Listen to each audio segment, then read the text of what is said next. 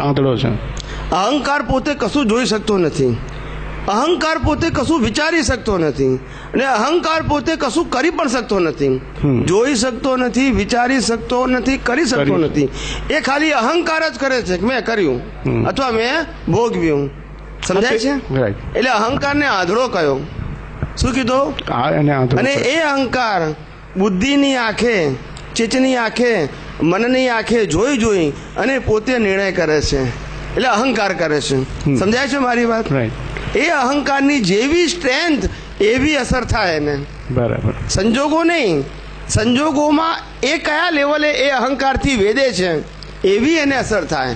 આજે ચક્રવર્તી હોય ને, ચક્રવર્તી દાખલો આપું છું, આ જગતમાં સૌથી શ્રેષ્ઠ હાઈ લેવલનો અહંકાર ચક્રવર્તીનો હોય, એનાથી ઊંચો કોઈનો ના હોય. બરાબર. એ ચક્રવર્તીને અપમાન શું ને એ એને ખબર પડે. બરાબર. એનું જો અપમાન થાય તો વૈરાગ્ય આવી જાય. બરાબર. ક્યાં તો સામે વાળી વ્યક્તિનું અસ્તિત્વ ખલાસ કરી નાખે. બરાબર. એનો અહંકાર એટલો હોય. અને આપણે બધા અપમાનથી યુઝ ટુ થઈ ગયા હોય. શું છે? Use to. એ આપણું લેવલ છે. એટલે અહંકાર એ માત્ર એક્શન ઉપર આધારિત નથી. એ તમારી કેટલી ઇનર સ્ટ્રેન્થ છે ઈગોની, હું શું છું એની જે સ્ટ્રેન્થ ઇનર છે એવો તમને ઘા પડે. સમજાય છે? બહારનો એવિડન્સ શું છે મહત્વ નથી, પણ તમે ઇમ્પેક્ટ જે છે ને તમારા ઈગોથી ભોગવો છો. મારી વાત તમને સમજાય છે? આજે પટાવાળો હોય ને, સમજાય છે પણ દેખાતી નથી. સમજાવું. આજે બે વ્યક્તિઓ છે, એક બેંકમાં પટાવાળો છે અને બીજો બેંકનો મેનેજર છે. આ બે વ્યક્તિઓ છે, બરાબર છે?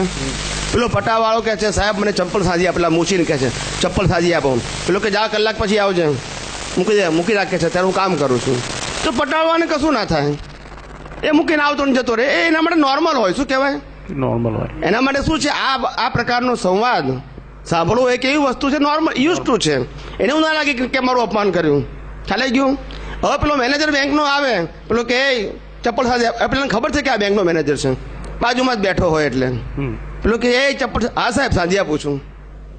મને સમજાય છે? બરાબર. હવે એને આવું કહેતો પટાવવાનું, કારણ કે એને શું છે, હું મેનેજર છું એટલે વધારે વાગે. હા, એક્શન નથી વાગતી, એનું સ્ટેટસ થી એને એક્શન વાગે છે. એટલે સ્ટેટસ એ શું છે? અહંકાર. હું મેનેજર છું એ શું છે? અહંકાર તો ખરો. Wrong belief. હું સ્ટેટસ ને આપણે શું કીધું? ડિગરી, ઉપાધિ. એ ઉપાધિ સાથે વર્તે તો સમાધિ રહે. ઉપાધિ ને સમાધિ બંને કોન્ટ્રાડિક્ટ છે. હું મેનેજર છું એ સાથે જો બિહેવિયર કરવા જાય તો ઉપાધિ થાય ને. પણ એ તો ચાર્જ અહંકારની મેટર થઈ ને, આ કહો છો. કારણ કે ચાર્જ અહંકારમાં ડિસ્ચાર્જ થઈ રહ્યો, કારણ કે ડિસ્ચાર્જ તો ફરજિયાત. ના, ડિસ્ચાર્જ અહંકારની જ વાત કરું છું. ડિસ્ચાર્જ અહંકારમાં જ વેદના જે ભોગવે છે ને એ એની સ્ટ્રેન્થ ઉપર ભોગવે છે. આ જે ચક્રવર્તી છે એ ચક્રવર્તી તો ડિસ્ચાર્જ જ છે, એનો અહંકાર ડિસ્ચાર્જ છે, પણ એ જે ભોગવે ડિસ્ચાર્જ પરિણામ અને સામાન્ય પટાવાળો પણ ડિસ્ચાર્જ અહંકાર ભોગવે, એ બેમાં બહુ અંતર હોય એમ કહું છું. પછી પેલા ચાર્જનો ભાગ તો જુદો છે, એ તો ભળવું કહેવાય. શું કહેવાય? ભળવું કહેવાય. ઓકે, સમજાય છે? ચાર્જમાં તો ભળવું, એ ભળે ને તો પાછું નવું સર્જન થાય. તો ડિસ્ચાર્જ અહંકાર સંસાર વ્યવહારમાં દેખાય. આ તો ભોગવવાની વાત કરું છું. જે ભોગવે છે ને, જે વેદકો વેદે છે એ એના અહંકારની સ્ટ્રેન્થથી વેદે છે એમ કહું છું. પણ એના કોઈ લક્ષણો ખરા કે આ જીવમાં બાંધ્યું છે એ પ્રકારે? બાંધ્યું છે એ પ્રકારે. એટલે ડિસ્ચાર્જ અહંકારના એવા કોઈ લક્ષણો ખરા કે જેથી કરીને આ જીવમાં અહંકાર વધારે છે કે આ જીવમાં અહંકાર ઓછો છે, એનું આપણને કોઈ પ્રમાણ મળે? મળે ને, મળે. જેટલી ડિગ્રીઓ વધારે એટલી ઉપાધિ વધારે.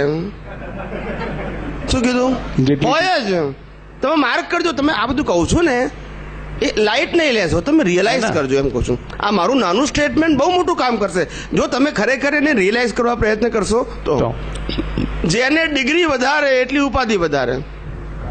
તમે જુઓ, કુંવારા હતા ત્યારે ઉપાધિ વધારે હતી કે પહેલા પછી? પેલા આપણે એકલા જ હતા, કોઈ ઉપાધિ નહીં. બાપા કે માં કે જે કે ભાઈ બહેન કે તો અહંકાર વચ્ચે નતો આવતો. હવે વાઈફ આવે ત્યારથી શરૂ થયું. શું થયું? એટલે વાઈફના હસબન્ડ માટે કહું છું. એટલે આપણે એકાંતિક નહીં લેવાનું પાછું. બરાબર. ખ્યાલ આવી ગયો? હવે ખ્યાલ આવી ગયો કે ભાઈ આ મારા મધર મને કંઈ કહે છે મારા વાઈફને નથી ગમતું, ખ્યાલ આવી ગયો? એટલે આ 2 ડિગ્રી આવી. હું આનો હસબન્ડ છું ને આનો દીકરો છું. પછી પાછા સાસુ સસરા હોય ત્યારે ત્રીજું આવ્યો પાછું. આવી રીતે ડિગ્રીઓ બધી જેટલી હોય ને એટલી ઉપાધિ વધારે થાય. એટલે માણસ આ એડજસ્ટમેન્ટ કરવામાં ખોવાઈ જાય છે, આ જેટલી ઉપાધિઓ છે. એટલે જ્ઞાનીઓએ શું કીધું કે આ બધી ઉપાધિ છે ને એ બધી ઉપાધિનું મૂળ મુઆ તું જ છે. શું કીધું? બધી ઉપાધિનું મૂળ મુઆ તું જ છે. ભગવાન હું કઈ રીતે? આ મોહને કારણે સુખ માટે આ ઉપાધિ તને સમાધિ લાગી, હવે ભોગવ શાંતિથી. બાંધતી વખતે સમાધિ લાગી, શું લાગી? ના સમજાયું? એટલે હવે કારણ કે એને ખબર નથી ને, પણ એ વખતે એને મોહને કારણે સમાધિનો મતલબ સુખ લાગ્યું. સમાધિ એટલે સમાધિ નહીં, પણ એને સમાધિ એટલે સુખ લાગ્યું. તો પછી આવે તો ખરું ને પછી ઉપાધિ. એટલે આવું છે. એટલે આનું કારણ તું જ છે, સામેવાળી વ્યક્તિ નથી. બરાબર. સામેવાળી વ્યક્તિ તો હિસાબથી ભેગી થઈ, પણ તારા મોહના કારણે, અજ્ઞાનને કારણે, તારા બીજને કારણે આ ફળ આવ્યું છે. એટલે જવાબદાર કોણ છે? આપણે પોતે છીએ, બીજું કોઈ નથી. માટે જ્ઞાની પુરુષે કીધું કોઈ પણ ફાઇલ સાથે સંભાવે નિકાલ કરવો હોય તો કોઈ પણ અવસ્થાની અંદર કોઈ પણ વ્યક્તિના વ્યવહાર સાથે નો કમ્પ્લેન ને નો ક્વેશ્ચન કરીશ તો જ નિવેડો આવશે. Accept as it is. શું કીધું? Accept as it is. જો કમ્પ્લેન કરીશ, ક્વેશ્ચન કરીશ તો carry forward in next birth. સમજાય છે? એટલે જ્ઞાનીએ ચોખ્ખું જ કીધેલું છે, એમાં કોઈ ઓપ્શન નથી. શું છે? કોઈ ઓપ્શન. આજે જેટલી કમ્પ્લેન કરશો જે પણ અવસ્થાની, એ complain is equal to carry forward. અને વિતરાગોએ આપણને શું બતાવ્યું? વિતરાગોએ પોતાના જીવનમાં શું બતાવ્યું? ગમે તેવી પરિસ્થિતિ, ઉપસર્ગ, પરિશ્રમ અને સામાજિક સંજોગો બધાનામાં કોઈ જગ્યાએ એમને ફરિયાદ કરી. તીર્થંકર જેવા તીર્થંકર ભગવાન મહાવીર, જેને દીક્ષા લેવી છે મા બાપના દેહ વિલય પછી, મોટા ભાઈએ ના પાડી તો શું કર્યું? ફરિયાદ કરી કે તમે કોણ કેનારા આવે, એવું કીધું.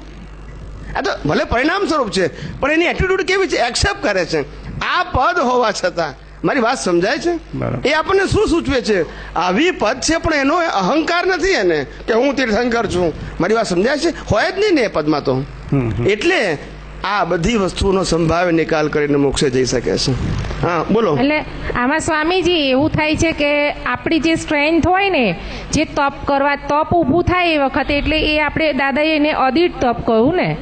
એટલે આપણે પાપા પગલી કરતા માંડ ચાલતા હોય, પણ જ્યારે બહુ ભારે આવે ને ત્યારે પડી જવાનો બીક લાગે. એ આપણે આમાં કૃષ્ણનું શિશુપાલનું ઉદાહરણ બેસે છે કે કૃષ્ણ ભગવાને કીધું કે ભાઈ તું 99 વખત બોલીશ ત્યાં સુધી મારી સ્ટ્રેન્થ છે, પણ તું જો 100મી વખત બોલીશ તો પછી ફાઇનલ થઈ જશે એમ. એટલે એવું અમારા લેવલ પર બી એવું જ થાય છે, બધાને એવું જ હોય. એટલે પછી કોઈ ભારે કર્મનો ઉદય આવે તો પછી સ્ટ્રેન્થ સંભાવમાં રાખવાની જુદી જુદી હોય, આપણે પછી ડેવલપ કરવાની છે. શું છે? એટલે કઈ જ્યારે ભારે ઉદયમાં આવે ત્યારે પછી શું કરવું એના માટે? પછી આપણે આપણી પાસે પ્રાપ્ત થયેલું જ્ઞાન, જ્ઞાની પુરુષ પાસેથી પ્રાપ્ત થયેલું જ્ઞાન એને ઓર મજબૂત કરવું પડે, જેથી એ લેવલની સ્ટ્રેન્થમાં ફેસ કરી શકીએ અથવા સંભાવમાં રહી શકીએ. સંજોગ તો બદલવાના છે જ નહીં, બદલી શકાય એમ નથી. આપણે જ્ઞાનની સ્ટ્રેન્થ વધારી એ એક જ રસ્તો છે, બીજો કોઈ રસ્તો નથી. સમજાય છે? આપણે જ આપણી સ્ટ્રેન્થ વધારવી પડશે, ઇનર સ્ટ્રેન્થ જ્ઞાનની, તો જ તમે સંભાવી નિકાલ કરી શકશો. સંજોગ બદલાવાના નથી. એટલે એવા સંજોગો ના આવે અથવા તો આપણા એવા ચાર્જ જૂના જે ડિસ્ચાર્જ થવાના હોય તો આપણે અત્યારે એને પ્રતિક્રમણ કરી શકીએ ને ધોઈ શકીએ. પરિણામ તો આયા વગર રહેવાનું નથી. પરિણામને પ્રતિક્રમણ સાથે કોઈ લેવા દેવા નથી.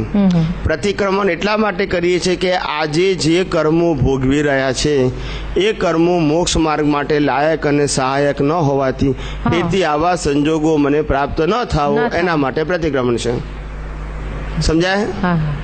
આજે આવે કે ના આવે એના માટે નહીં, એ તો પરિણામમાં જે આવવાનું છે આવવાનું જ છે, એમાં ફેરફાર થાય નહીં. રામ ગમેલા પ્રતિક્રમણ કરે તો એ જંગલમાં જવું જ પડે એમને. ના સમજાયું? રામ ગમે એટલા પ્રતિક્રમણ કરે તો રાવણ સીતાને ઉપાડી જ જાય. ફરજિયાત ભાગમાં શું કરે? કયા ભાગમાં?